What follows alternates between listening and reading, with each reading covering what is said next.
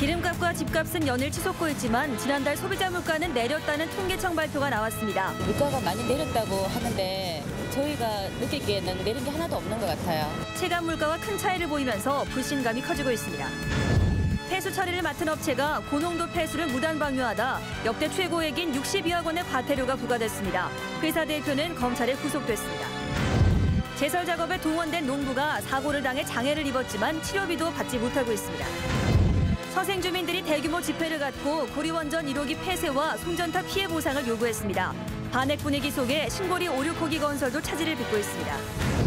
울산 지역 상당수 기업들이 장애인 의무 고용을 지키지 않고 있습니다. 장애인 고용 실태를 취재했습니다. 기초단체장에 이어 기초의회도 정부의 지방 행정체제 개편안 철회를 요구하는 등 반발이 확산되고 있습니다. 국세청으로부터 허가 취소 예정 통보를 받은 무학이 주세법을 위반하지 않았다며 행정소송 등 법적 대응을 검토하고 있습니다. 뇌물 비리로 기소된 근로복지공단 울산지사 직원들에게 실형과 함께 수천만 원씩의 추징금이 선고됐습니다. 소비자 분쟁을 소송이나 비용 부담 없이 해결할 수 있는 소비자분쟁위원회가 울산에서 처음으로 열렸습니다. 여러분 안녕하십니까? 4월 19일 목요일 UBC 프라임 뉴스입니다. 통계청이 지난달 울산 지역 소비자 물가가 하향 안정됐다는 지표를 발표했지만 시민들은 믿지 못하겠다는 반응입니다. 네, 실제 체감 물가를 반영하는 물가지수 산정이 필요하다는 지적입니다. 보도에 서영만 기자입니다. 통계청이 발표한 지난달 울산의 소비자 물가지수는 105.9, 전달에 비해 0.2%포인트 내린 것으로 지난해 10월부터 계속되던 물가 상승세도 하락세로 돌아섰습니다. 하지만 주부들은 전혀 믿을 수 없다는 반응입니다. 정부에서는 물가가 많이 내렸다고 하는데 저희가 느끼기에는 내린 게 하나도 없는 것 같아요. 실제 시금치 등 극히 일부를 제외하고는 장바구니 품목 대부분이 오른 것으로 나타나고 있습니다. 특히 휘발유 경우 한 달 반 가까이 오름세가 계속되면서 이 같은 알뜰 주유소도 리터당 2,000원 시대를 맞고 있습니다. 집값은 더 뛰어 지난달 울산 지역 매매가와 전세가는 각각 전달에 비해 1.5%와 1.2%씩 올라 전국 평균의 대여섯 배를 웃돌았습니다. 그럼에도 불구하고 물가지수가 떨어진 것은 정부 지원에 따라 지난달 보육시설과 유치원비 부담이 크게 줄면서 나타난 일종의 착시 현상으로 분석됩니다. 오는 쪽에 업체들이 좀 품목도 예를 들어서 옛날에 많이 썼더라도 지금 많이 안 썼다 하면 탈락시킨다든지 아니면 비중을 줄인다든지 그런 작업을 주기적으로 이렇게 하고 있지. 통계치와 체감 물가 간의 괴리를 줄이기 위해서는 품목별 가중치를 보다 현실적으로 조절해야 한다는 지적입니다. UBC 뉴스 서영만입니다. 폐수 처리를 맡은 업체가 기준치의 최고 70배에 이르는 고농도 폐수를 무단 방류하다 적발됐습니다. 회사 대표는 구속되고 62억 원이라는 사상 최대 규모의 과태료가 부과됐습니다. 윤경재 기자가 보도합니다. 울주군 온산공단 내 한 폐수 처리 업체입니다. 공단 내 240여 개 업체로부터 하루 500톤의 공장 폐수를 위탁받아 처리하고 있는 이 회사는 최근 세 차례 단속에서 고농도 폐수를 무단 방류한 사실이 적발됐습니다. 울산시가 폐수 시료를 채취해 분석한 결과 총 질소는 기준치의 65배를 초과했고 중금속인 아연은 37.8배, 용해성철은 무려 70.2배를 초과한 것으로 드러났습니다. 공단 업체들로부터 처리를 위탁받은 폐수를 사실상 그대로 방류한 거나 다름없는 수치입니다. 울산시는 공단 폐수를 종합 처리하는 온산 하수처리장에서 자주 부하가 걸려 추적 조사에 나선 결과 이 업체의 무단 방류를 적발했다고 밝혔습니다. 1차로 적발되고 개선을 거쳤다 그러는데 제대로 운영되지 않고 있다는 첩보가 좀 있어가지고 또 확인되고. 울산시는 이 회사에 조업정지 10일과 함께 사상 최대 규모인 62억 원의 과태료를 부과했습니다. 울산시는 회사 측이 시료 채취를 방해하기도 해 관련 자료를 검찰에 넘겼으며 검찰은 이 회사 대표 신두살 최모 씨를 수질환경보전법 위반 혐의로 구속했습니다. 회사 측은 시료 채취 과정에 문제가 있다고 주장했습니다. 샘플에 간 게 우리 공장의 전체 폐수를 대표한 거다 이렇게 말하기는 좀 그렇죠. 울산시는 검찰 조사 결과에 따라 과태료가 더 늘어날 수도 있다고 밝혔습니다. UBC 뉴스 윤경재입니다.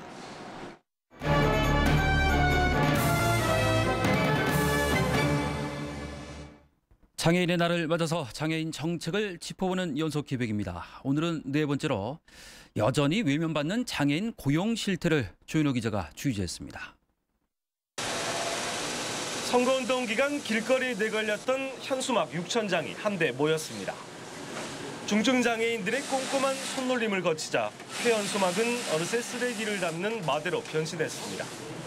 자연 환경에도 유익이 될 뿐만 아니라 또 일거리가 돼가지고 일거리 창출도 됩니다. 장애인들이 많은 소득을 올 수 있도록. 근로자가 모두 장애인인 이 같은 장애인 사업장은 울산에만 모두 12곳. 하지만 3만 명에 이르는 장애인을 고용하기엔 턱없이 부족합니다. 무엇보다 가장 큰 문제점은 이 같은 장애인 사업장을 제외하고 일반 대기업과 중소기업의 장애인 고용 비율이 여전히 낮다는 점입니다. 울산 지역 720개 민간기업의 장애인 고용률은 평균 2.65%, 의무 고용률 2.7%에 미치지 못하는 데다 대기업에서 평균치를 올린 것일 뿐 중소기업으로 갈수록 장애인 고용에 더욱 인색합니다. 대부분 장애인 고용 대신 한 달에 1인당 59만 원의 부담금만 물고 있습니다. 많은 기업들이 부담금을 내면서까지 장애인 고용을 회피하고 있는데요. 저희 공단에서는 부담금을 강화하고 이제 장애인을 많이 고용하는 사업체에 대해서는 그 장려금을 지급하는 등 인센티브를.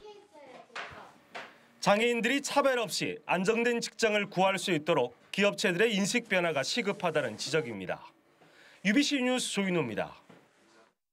구청의 요청으로 제설 작업 봉사활동을 하다 사고를 당했다면 그에 대한 치료비는 과연 누가 부담해야 할까요? 담당 공무원이 실수로 보험에 가입하지 않는 바람에 치료비까지 떠안는 농민이 있습니다. 앞으로 누가 봉사활동에 선뜻 나설지 걱정입니다. 김규태 기자가 취재했습니다. 북구에서 농사를 짓고 있는 69살 김순도 씨. 김 씨는 폭설이 내린 지난해 2월 북구청의 요청으로 자신의 트랙터를 몰고 제설 작업 봉사에 나섰다가 골반 골절 등 전치 13주의 부상을 입었습니다. 이 때문에 평생 다리에 철심을 받고 다리도 제대로 굽히지 못하는 등 장애를 겪게 됐습니다. 내 발도 양말 이것도 지금 이 두 손이 같이 안 잘리가 갖고 이거 안에 못 신는 이런 처지야. 이거 어떻게 생활해야 될지 이거는 뭐 난 1년 동안 들어간 병원비만 무려 1,700만 원. 하지만 북구청이 건넨 돈은 500만 원이 전부여서 나머지는 고스란히 김 씨의 몫이었습니다. 사고 당시 김순도 씨가 탔던 트랙터입니다. 1년 넘게 가동하지 못하면서 사실상 농사도 포기한 상태입니다. 해당 구청이 폭설에 대비해 제설 작업단을 구성했지만 정작 보험 가입도 하지 않은 상태에서 제설 작업을 시켜 보상할 길이 없다는 입장입니다.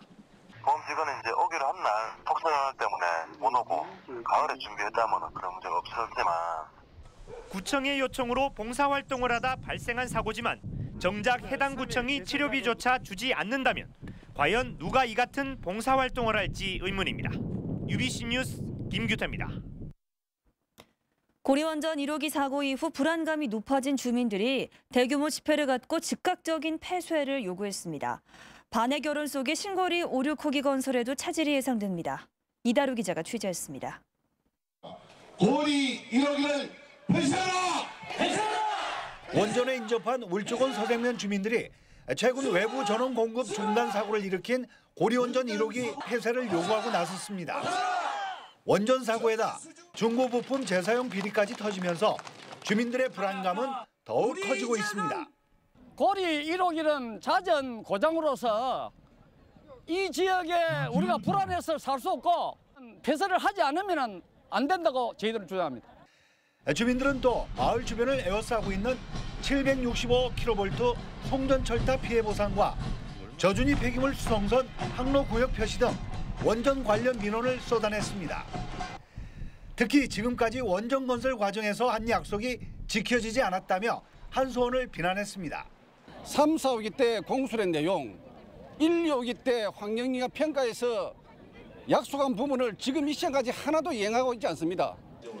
한수원 측은 신규 원전은 안전성에 중심을 두고 있으며 고리 1호기 폐쇄 여부는 정밀 진단 결과에 따르겠다는 기존 입장을 되풀이했습니다. 지역에서 확산되고 있는 고리 1호기 폐쇄 여론에 맞물려 앞으로 예정된 신고리 원전 5, 6호기 건설 공정에도 많은 차질이 예상되고 있습니다. UBC 뉴스 이다루입니다.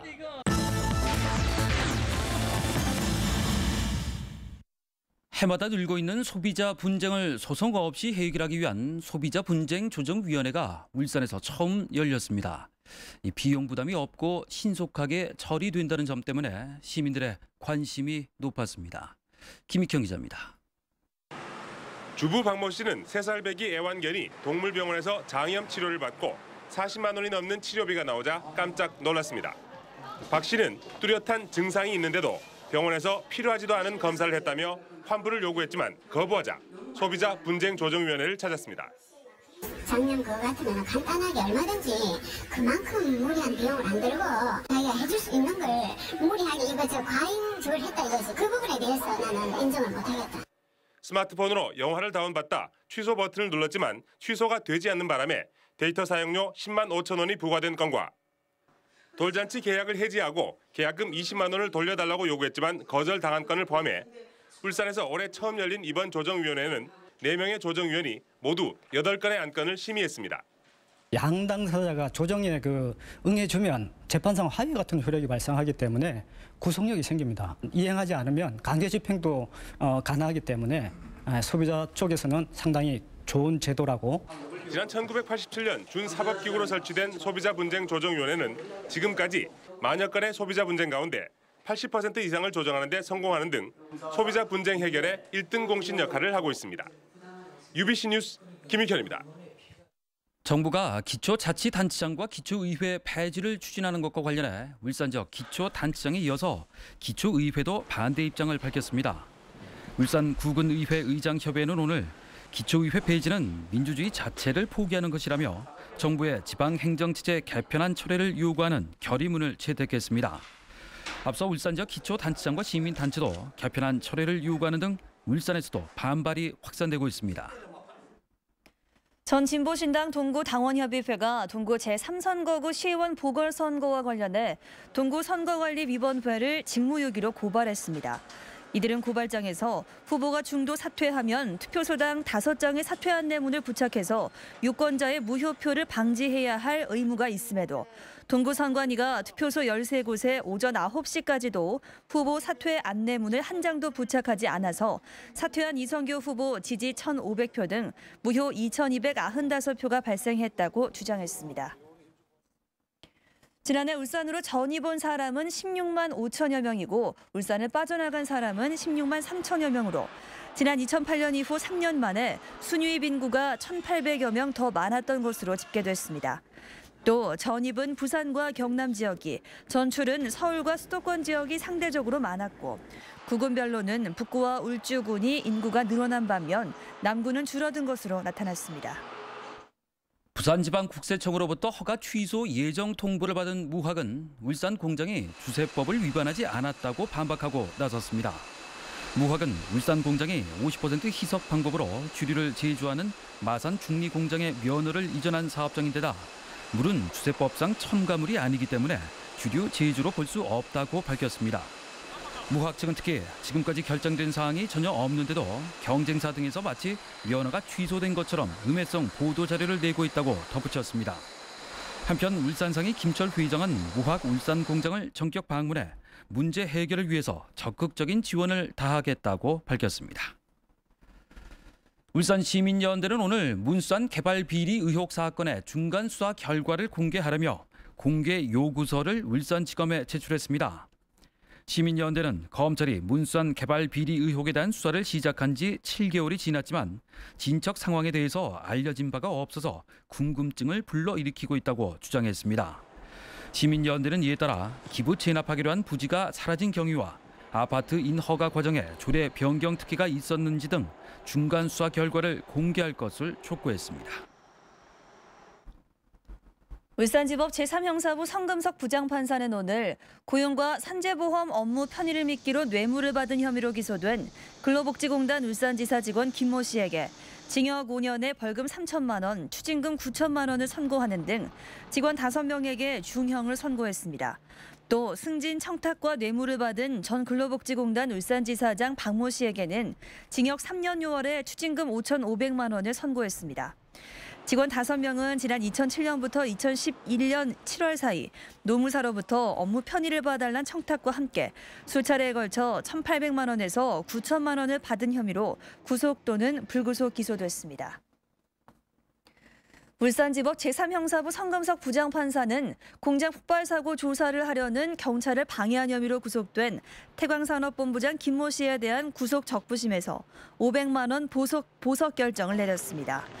재판부는 김 씨가 증거인멸과 도주 우려가 없고 신기술 공장을 재가동하고 사고 수습을 원활히하기 위해 보석 결정을 내린 것으로 알려졌습니다. 경찰관이 딸의 결혼식 청첩장을 보내기 위해서 경찰 전산조회를 사용한 사실이 드러나 무리를 빚고 있습니다. 남부경찰서 소속 58살 이모 경감은 부산에서 근무하던 지난해 3월 경찰 전산망으로 2,635명의 신상을 조회한 뒤 1,000여 명에게 청첩장을 보냈다가 징계를 받자 징계 취소 소송을 제기했습니다. 남부경찰서는 오늘 안마시술소에서 성매매를 알선해온 혐의로 업주 38살 정모 씨와 종업원 7명을 입건해 조사하고 있습니다. 이들은 남구 달동에 안마시술소를 차려놓고 지난 2010년 9월부터 최근까지 남자 손님들로부터 14만 원씩을 받고 성매매를 알선한 혐의를 받고 있습니다. 수원 20대 여성 살해 사건을 계기로 경찰이 차규 외국인 종합치안대책을 마련했습니다. 울산지방경찰청은 이에 따라 외국인이 1,000명 이상 거주하는 울주군 온산과 동구 방어 남목동 그리고 북구 동서와 남구 야움 장생포동 등 5개 지역을 중점 관리할 계획입니다.